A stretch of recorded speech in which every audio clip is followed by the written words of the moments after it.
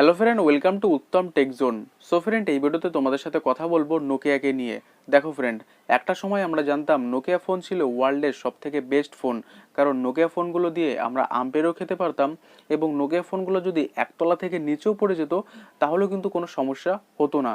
সব থেকে মজার বিষয় এটাই যে তখন কিন্তু ছিল কিপ্যাডের যুগ, কিন্তু এখন স্মার্টফোনের যুগ। তাই স্মার্টফোনের দিক দিয়ে কেন নোকিয়া এতটা পিছিয়ে আছে সেই বিষয়ে আজকে এই ভিডিওতে কমপ্লিট তোমাদের সাথে সমস্ত কিছু শেয়ার করব।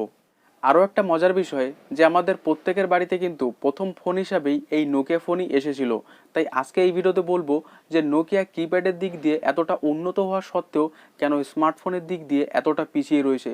কমপ্লিট আজকে এই ভিডিওতে তোমাদের সাথে সমস্ত কিছু শেয়ার করব এবং জানাবো।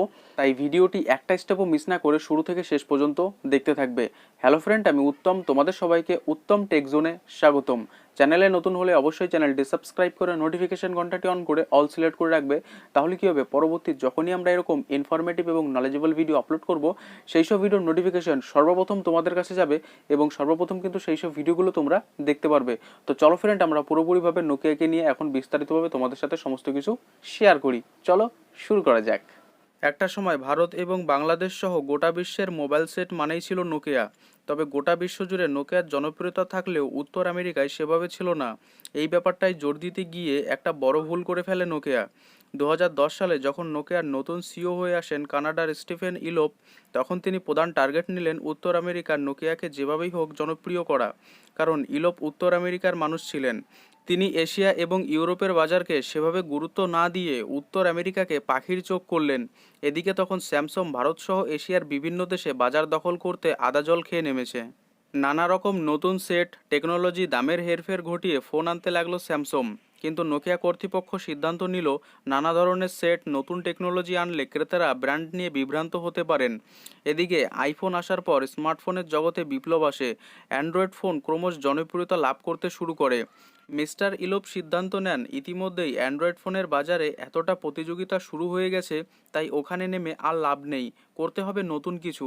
এই নতুন কিছু করতে গিয়ে নোকিয়া বস আনেন অর্ধেক তৈরি উইন্ডোজ প্ল্যাটফর্ম, যেখানে খুব বেসিক জিনিসেরই অভাব ছিল। থাকলো না ব্লুটুথ এক্সপেন্ডেবল স্টোরেজ। মাইক্রোসফট উইন্ডোজের হাত ধরে স্মার্টফোন বাজারে নিয়ে এসে কিস্তিমাত করতে চেয়েছিলেন ফিনল্যান্ডের এই কোম্পানি, কিন্তু কিস্তিমাত করতে গিয়ে কখন যেন বুমেরাং হয়ে ফিরে আসে এই সিদ্ধান্ত। নোকিয়ার স্মার্টফোন কেন বাজার দখল করতে পারলো না আরও বিস্তারিতভাবে তোমাদের সাথে শেয়ার করব। সো আরও কন্টিনিউ দেখতে থাকো, আর এখনও যদি লাইক না করে থাকো তাহলে এক্ষুনি লাইক করে দাও। নোকিয়ার স্মার্টফোন কেন বাজার দখল করতে পারলো না সেই রহস্য উদ্ধার করতে হয়তো অনেকটাই সময় লেগে গিয়েছিল। স্যামসাং, মাইক্রোম্যাক্স, সোনির মতো মোবাইলের প্রসার বাড়ায় নোকিয়ার ভবিষ্যৎ নিয়ে অনিশ্চয়তা দেখা যায়। 2013 মার্চের শেষে নোকিয়ার মুনাফা হয় 97.80 বিলিয়ন টাকা, যেখানে 2012-তে 119.25 বিলিয়ন টাকা ব্যবসা করে। এক সমীক্ষায় দেখা গিয়েছে যখন বাজারে ডুয়েল সিম মোবাইল জনপ্রিয় হয়ে উঠেছে তখন ভারতের বাজারে ডুয়েল সিমের প্রতিযোগিতা অনুভব করেনি। আবার গুগলের অ্যান্ড্রয়েড ছেড়ে মাইক্রোসফট উইন্ডোজ স্মার্টফোন ব্যবহার করায় পুরোই ব্যর্থ হয় নোকিয়া। নোকিয়ার ব্যবহারকারীরা বিরক্ত হলেন। নতুন ফোনের ক্রেতারা আর নোকিয়া ফোন কেনার আগ্রহী দেখালেন না। আস্তে আস্তে বাজার দখল করে নোকিয়াকে পিছনে ফেলে দিতে লাগলো স্যামসাং, এলজি, মাইক্রোম্যাক্সের মতো সংস্থারা। বিশেষজ্ঞরা অনেক সময় নোকিয়ার ভরাডুবির জন্য ইলোপের নীতিকে দায়ী করেন, যদিও অনেক বিশেষজ্ঞ এমনও বলেন এসব নয়, কারণ আরও গভীরে। 1995 সালে ভারতের প্রথম মোবাইলের সূচনা ঘটে নোকিয়ার হাত ধরেই। সেই শুরু। তারপর কখন যেন অজান্তেই ভারতীয়দের ওঠা বসা, সুখ দুঃখের সঙ্গী হয়ে উঠেছিল নোকিয়া।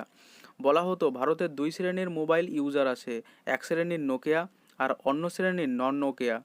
8 থেকে 80, শহর থেকে গ্রাম, উচ্চবিত্ত থেকে মধ্যবিত্ত, মোবাইল মানেই নোকিয়া, এমন একটা মিথও চালু হয়ে গিয়েছিল। 1998 নোকিয়ার প্রথম রিংটোন তৈরি করে সারে জাহাছে আচ্ছা। রিংটোনের প্রথম স্বাদ আমরা পেয়েছিলাম নোকিয়ার সৌজন্য। বলতে পারেন নোকিয়ার এই মিউজিক জাতীয় সঙ্গীতের মতো এক অন্যরকম অনুভূতি তৈরি করেছিল। এরপর 2000-এ আমাদের রাষ্ট্রীয় ভাষা হিন্দিকে মোবাইলে ব্যবহার করতে পেলাম। নোকিয়ার 3210 হ্যান্ডসেটে প্রথম হিন্দিতে মেনু ব্যবহার করি। 2002-তে কোম্পানি নোকিয়ার 7650 বাজারে নিয়ে আসে। আজকে সেলফি নিয়ে এত মাতোয়ারা, কিন্তু প্রথম মোবাইল ক্যামেরা ব্যবহার করি নোকিয়া 7650-এই। পরের বছর মোবাইলের বিপ্লব ঘটে যায়। 2003 নোকিয়া নিয়ে আসে 1100 সিরিজ। এই মোবাইল বাজারে আসার পর বিশ্বের সব থেকে বেশি হ্যান্ডসেট বিক্রি হয়। প্রায় 250 মিলিয়ন মানুষের কাছে পৌঁছে যায় নোকিয়ার 1100 সিরিজ। 2004 সালে নোকিয়া নিয়ে আসে প্রথম হিন্দিতে মেসেজ। সেই বছরেই নোকিয়া কমিউনিকেটর N9500 নিয়ে আসে প্রথম ওয়াইফাই ফোন। 2005 সালে ভারতে হিন্দি ছাড়া আরও আঞ্চলিক ভাষায় নোকিয়াকে ঘরে ঘরে পৌঁছে দেয়। ফিনল্যান্ডের কোম্পানি 2006 সালে প্রথম চেন্নাইয়ে মোবাইল কারখানা তৈরি করে। ফোনের বিভিন্ন সফটওয়্যার আপডেট ও টুলস ব্যবহারের জন্য 2009 নিয়ে আসা হয় নোকিয়া লাইফ। সেই বছর স্টিফেন ইলপ নোকিয়াকে আরও জনপ্রিয় করতে নিয়ে আসেন আশা সিরিজ। কিন্তু স্যামসাং ও মাইক্রোম্যাক্স ভারত বাজার দখল করতে শুরু করে। আরও নামিদামি কোম্পানি নতুন নতুন ফিচার্স নিয়ে জলের দামে মোবাইল পৌঁছে দেয় রান্নাঘরে হেসেল অবধি। অ্যান্ড্রয়েডের স্যামসাং মোবাইল শব্দটি অমূল পরিবর্তন ঘটিয়ে দেয়। নোকিয়ার লড়াই হয়তো তখনও শেষ হয়নি। মাইক্রোসফট উইন্ডোজের হাত ধরে স্মার্টফোন বাজারে নিয়ে এসে কিস্তিমাত করতে চেয়েছিলেন ফিনল্যান্ডের এই কোম্পানি। এখন প্রশ্ন হলো, নোকিয়া স্মার্টফোন কখনো কি ঘুরে দাঁড়াতে পারবে? সেটা বাস্তবেই বলবে এবং পরবর্তীতেই আমরা দেখতে পারবো। আইও ফ্রেন্ড, এই ভিডিওতে কমপ্লিট তোমাদেরকে সমস্ত কিছু বুঝিয়ে দিয়েছি যে কেন স্মার্টফোনের দিক দিয়ে নোকিয়া এতটা পিছিয়ে রয়েছে। সো ভিডিওটি ইনফরমেটিভ মনে হলে প্রত্যেককে শেয়ার করে তাদেরকেও জানার সুযোগ করে দেবে।